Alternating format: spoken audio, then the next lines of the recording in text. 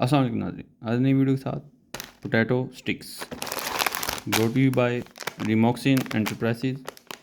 Ingredients, nutrition facts. तो check करते हैं।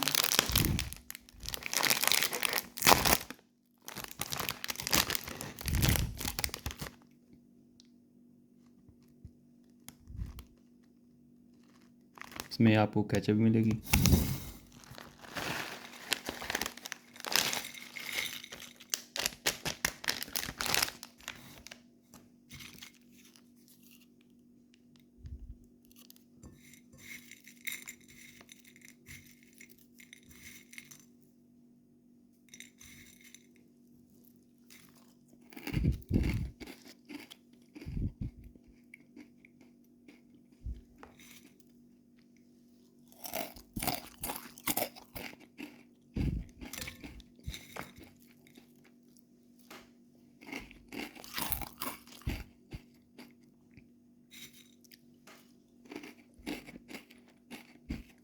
इसके साथ आप केचप भी यूज़ कर सकते हैं जो कि पैकेट में आती है।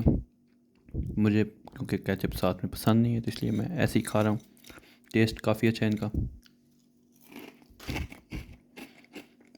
काफ़ी क्रंची हैं और थोड़ा बहुत खट्टा खट्टा जायका है, तो काफ़ी अच्छा फ्लेवर है।